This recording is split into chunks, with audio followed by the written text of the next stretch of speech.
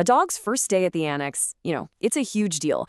Everything we do in those first few hours, from the second they arrive, really sets the tone for their entire time with us. Our goal? Make that first impression all about safety, calm, and building trust.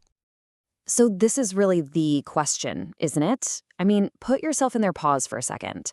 A new dog is just slammed with new sights, new smells, new sounds.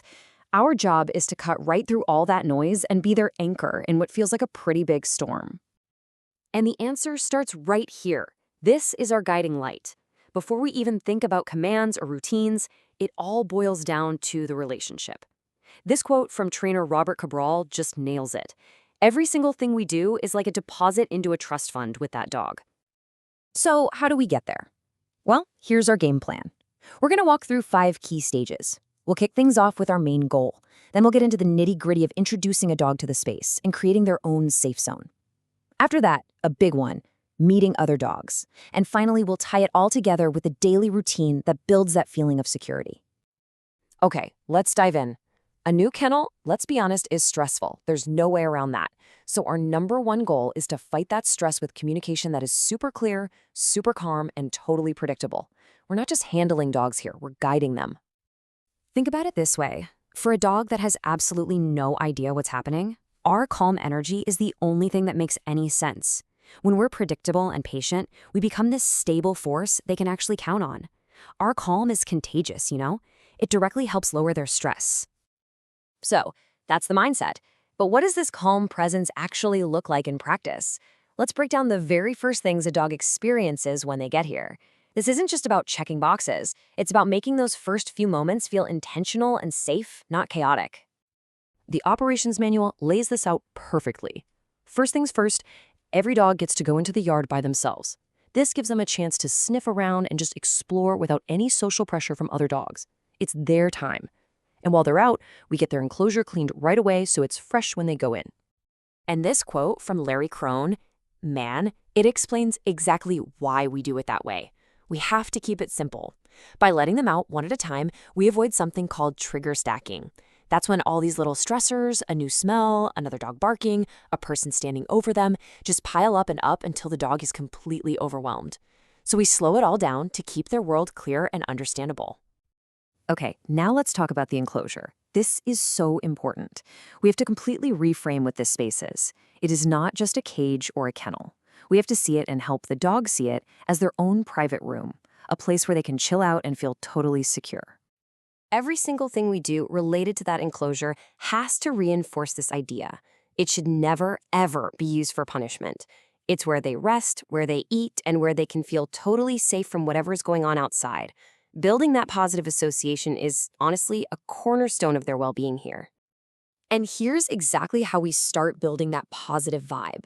We always feed dogs separately. No competition, no resource guarding. And by feeding them inside their own enclosure, we're sending a really powerful message. Hey, good things happen in here. It turns their room into a place they actually want to be. All right, this is a huge one. Introducing dogs to each other can be really tricky, so we absolutely do not leave it to chance. We carefully engineer these meetings to be as safe and positive as they can be.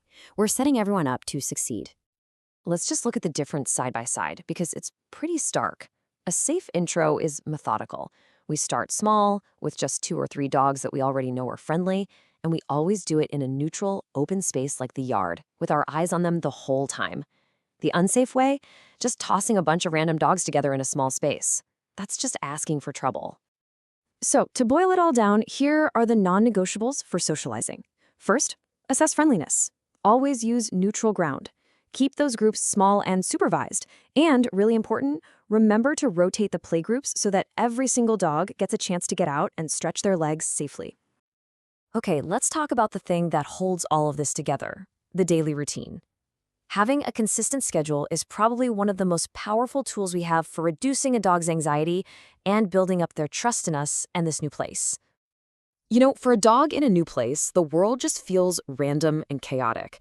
A solid routine totally changes that. When they start to learn what to expect and when they go out, when they eat, when they get to play, it gives them a sense of control and security. That predictability is a massive stress reducer. Now let's take a look at the actual rhythm of the schedule. You can see how the whole day is structured, right? It starts and ends with individual time, that one-on-one attention and feeding. Then, sprinkled in between, you have these structured, supervised social times. This isn't just a to-do list, it's a carefully designed flow that balances a dog's personal needs with their social ones. So let's just hammer home the core ideas baked into that schedule.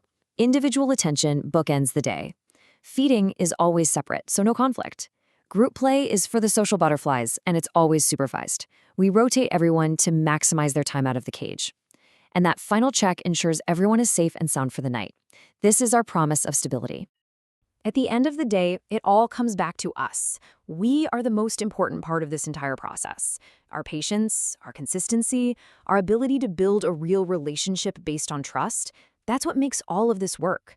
Every calm word, every predictable meal is another positive deposit in that dog's emotional bank account.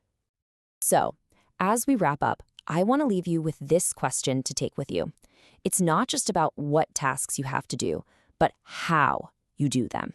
In every single little interaction you have, how are you going to consciously, deliberately show a dog that with you, they are finally safe?